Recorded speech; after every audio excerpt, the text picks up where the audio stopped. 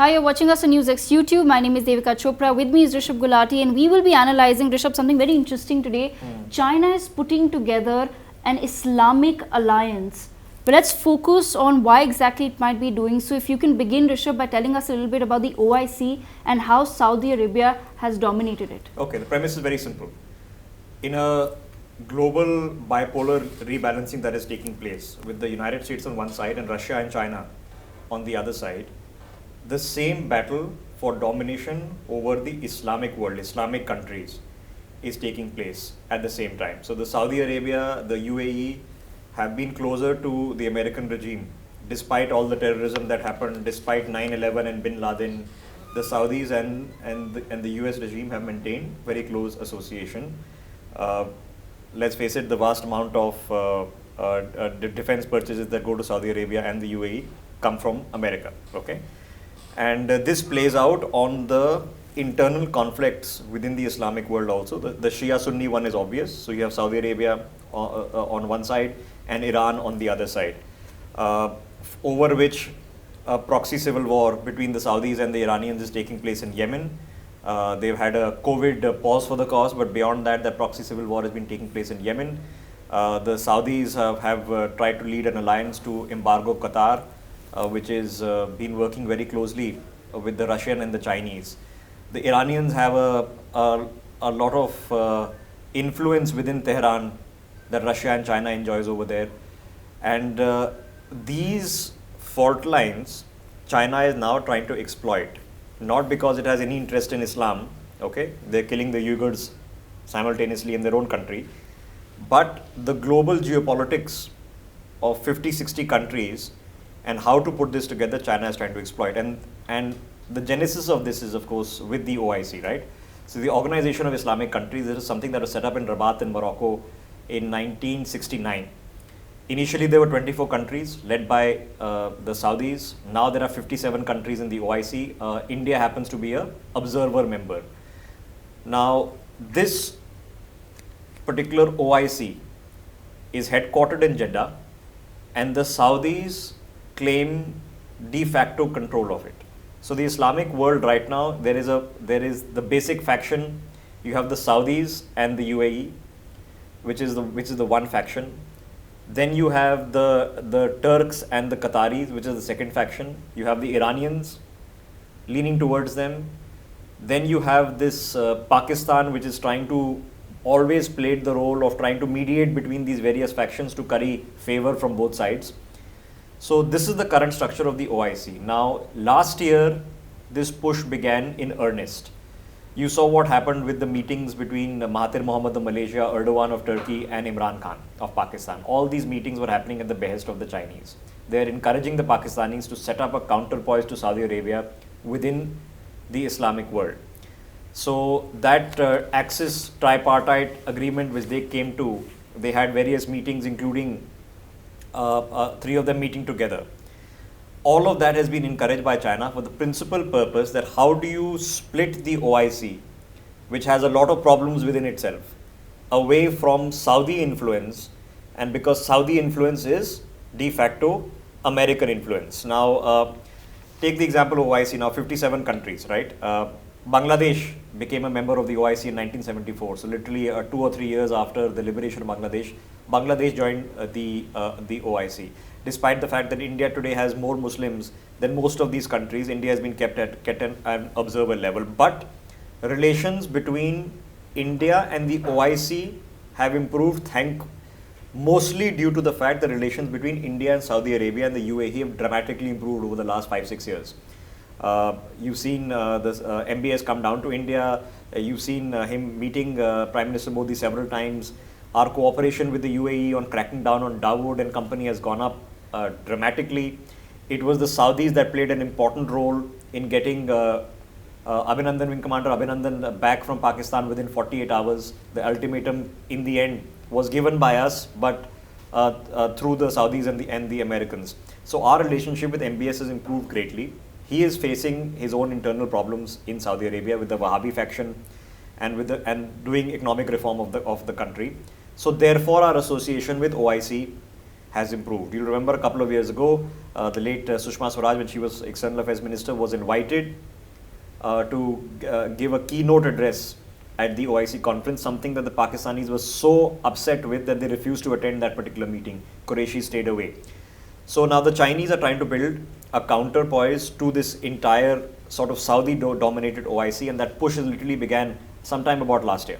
Okay, Rishabh, so which are the countries that China is now targeting, hoping to bring it into this alliance? Okay, so initially, like I mentioned, Saudi domination. So over the past 30 years, the Saudi Arabians have given more than $200 billion in loans to the OIC. Okay, all the loans that keep coming to Pakistan.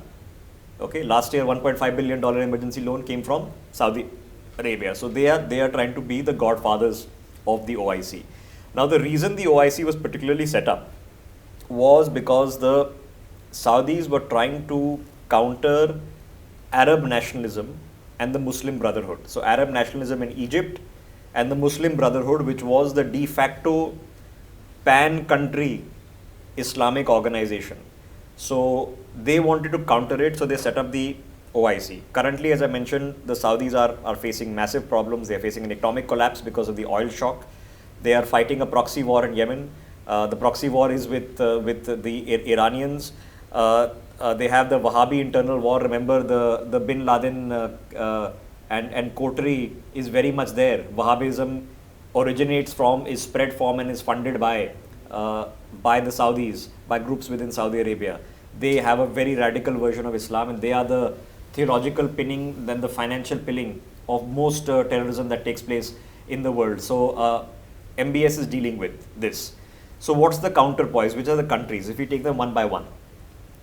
Pakistan, Turkey, Malaysia. We already discussed this. Mahathir Mohamad's Malaysia came together, and these three countries have become the genesis, the sticking point, the point of inflection of this China-mentored Islamic alliance.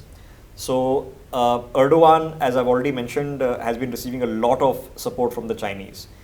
He's gotten a $3 billion energy loan from China. He's got another $1.5 billion emergency economic loan from China. The Russians play an important role in Turkey, and Russia is now a junior partner in this global China duopoly that is being created by Xi Jinping in Beijing.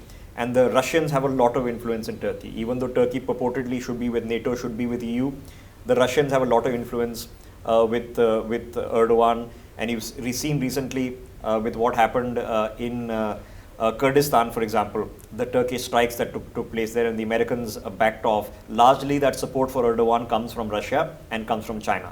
So Turkey is the principal power there. Erdogan has a grand vision.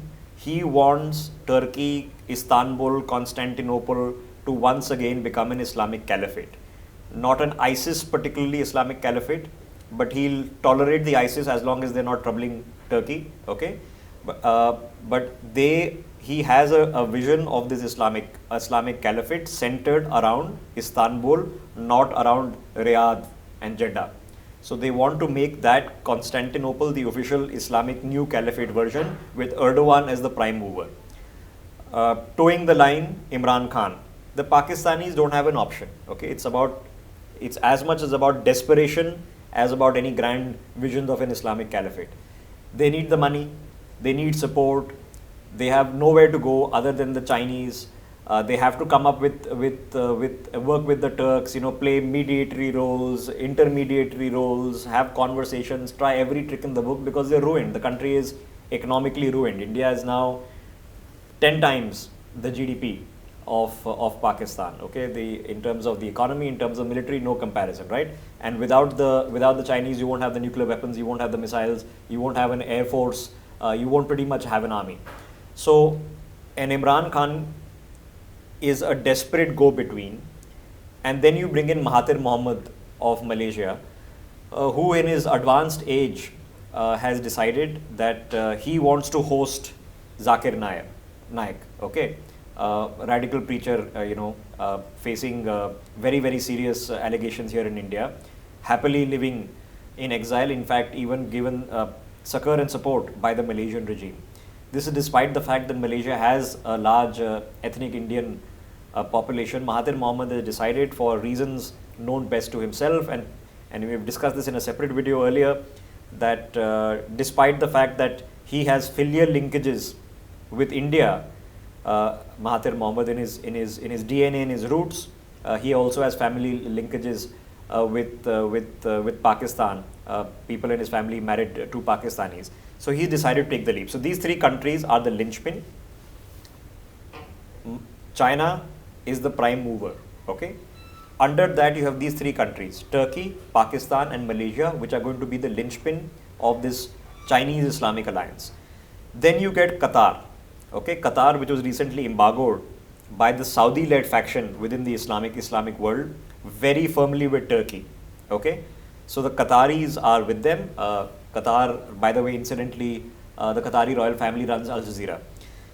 Kyrgyzstan is the next. So then you come to the Central Asian republics, which are Muslim-dominated Central Asian republic. Kyrgyzstan, for example, 86% of its population is not much. Its population must be about 70 lakhs, but 86% of the population are Muslim. So Kyrgyzstan, Turkmenistan, Tajikistan, Uzbekistan. These have already been wrapped up by the Chinese in the Shanghai Cooperation, in the SCO. They've been wrapped up by the Chinese in particularly the Quad agreement that has been put together for CPEC, and have been wrapped up by the Chinese in OBOR. So these four countries of the 57 original members of the OIC, very much in China's grasp. Djibouti. In 2017, China set up its first PLA, People's Liberation Army base in Djibouti. So Djibouti pretty much in China's sphere of influence. Oman has started doing military drills with China. They've joined OBOR. So Oman in China's sphere of influence. Then of course you have Uganda. 33% of its debt, Ugandan debt, is owed to China. Yemen is already a de facto war with the Saudis. So push comes to shove, if the American influence goes away, the Chinese influence and the Russian influence is the next most bearing influence. Sudan. China dominates Sudanese oil industry. In fact, 2 years ago, China's influence in Sudan ensured that ONGC Videsh, which was investing in oil in Sudan, was asked by the Sudanese government to leave. So these are very much in China's sphere of influence. The other country that is now exceedingly coming into China's and Russia's sphere of influence is Iran. I know that we have had friendly relations with Iran, but compared to what the Chinese and the Russians will be offering them, Iran is likely to tilt away from this camp, because of course the principal reason is the first country that the Iranians have a problem with is America. Okay, that has been imposing sanctions, especially under the Trump regime, which has become very aggressive against Iran. You already had one of their military commanders a few months ago, he was assassinated. So in this regard, Iran also then joins this sort of quasi counter OIC that the Chinese are setting up. So you have Pakistan, Turkey, Malaysia, the prime movers. Immediately after that, a prime mover is Qatar. After that, the prime mover becomes Iran. They figure out how to get past their Sunni Shia thing. Not easy to do in fundamentalist states, okay? But for real politics and power concerns can be ignored. Then you have the Kyrgyz, the Turkmens, the Tajiks, the Uzbeks. You have the smaller countries like Djibouti and Oman. Then you have the Uganda, Yemens, and the Saudis of the world. And this forms the basis for a counter OIC that the Chinese can step farther, which breaks away from the Saudis and the American stepfathering this current existing OIC.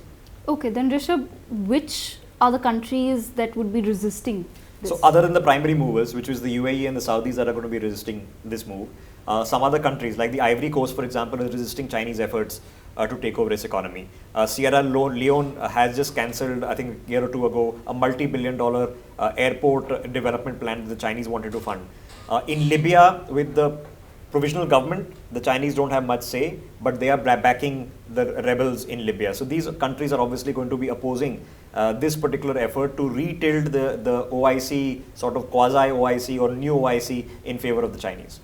And at the same time, Rishabh, in December last year, we saw that there was a Kuala Lumpur summit, and much was spoken about that as well, how Imran Khan came up with the idea with Mahathir Mohamad, but ultimately because of pressure from Saudi Arabia, Imran Khan himself was not able to go. So this was it, right? So in 1969, the OIC began with a conference in Rabat in Morocco, right?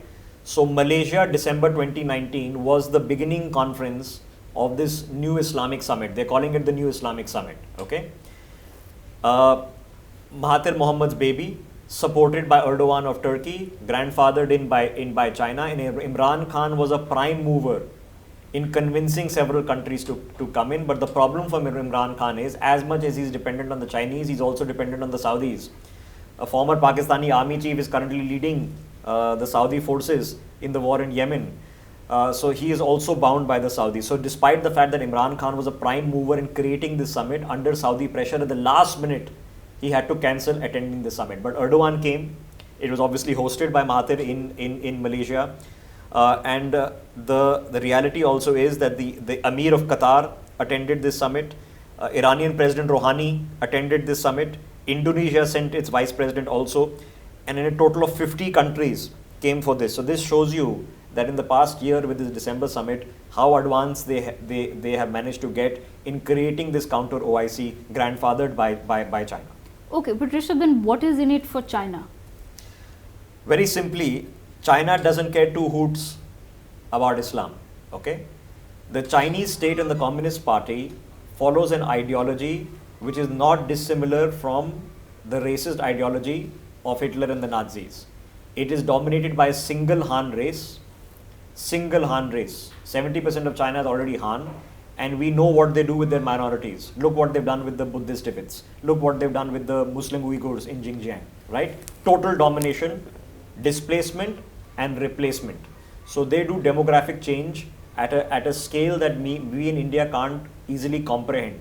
They'll simply move in and get in so many people that in 10, 15, 20 years, the entire demographic will be changed in those locations, including very actively insisting that Uyghur women marry Han men, so that this is eugenics, not dissimilar from Nazi eugenics. The concentration camps are the same. How many people they're killing, we don't know, but how many people they're actually removing from the race of existence and the diversity of China, that's well known, because they're simply being ensured that they don't have a next generation. So China is not in this for Islam. They are very, very wary of Islamic terrorism percolating into China. They are clamping down on the Uyghurs in Xinjiang. So for them, it's simply geopolitics. You have a 57 country base, which is 1.8 billion people, dominated by the Saudis and the Americans. You want a new world order. So you need your own base within these Islamic countries. The Central Asian Islamic countries have a pivotal role in OBOR. They have a pivotal role. They dominate China's access that they require to get into the Caspian Sea and the Black Sea. You can't have a new Silk Route without the Kazakhs and the Turkmens and the Kyrgyz and the Tajiks. You can't pretty much have an OBOR. You can't have the gas pipelines and the oil pipelines connecting China, Russia, and further on without some of these countries. So it's simply about geopolitics. And it's simply about economics. Think about, if you can rope in Malaysia and Indonesia into your sphere of influence. Malaysia and Indonesia are important players in the South China Sea, right? In terms of oil, in terms of fisheries, and in terms of other economic exploration, Malaysia and South China are there, right? So you want to have influence, may as well use this alternate Islamic thing to make that influence a religious base. So you have an economic power of influence. You have a geopolitical power of influence, you have a strategic power of influence by the sheer size of your army and military and navy, and then you also bring in a religious power of influence by creating an organization that is beholden to you. And Rishabh, lastly, what is it that India needs to be doing now? The fundamental question that we in India should be asking is that with a Muslim population of 200 million, there are more Muslims now in India than there are in Pakistan. With such a large Muslim population, what are we doing about it, right? So it should be but obvious that India should either be joining the OIC with the Saudi and American support and say, okay, if the Chinese want to build a counter OIC, India and its 200 million Muslims are going to stand up and be with the original OIC, or set up your own Islamic organization with India as the linchpin. Immediately get in Bangladesh, immediately get in the Maldives, okay? Work with the Saudis, work with the UAE to have a counterpoise to China. Bring in the opposition leadership in Malaysia, not the Mahathir Mohamads of Malaysia, the Indian descent people of Malaysia, which have long been sidelined in Malaysian politics, even though they're very active in Malaysian politics, bring them in, rope those people in. Very importantly, have a very active role in the South China Sea.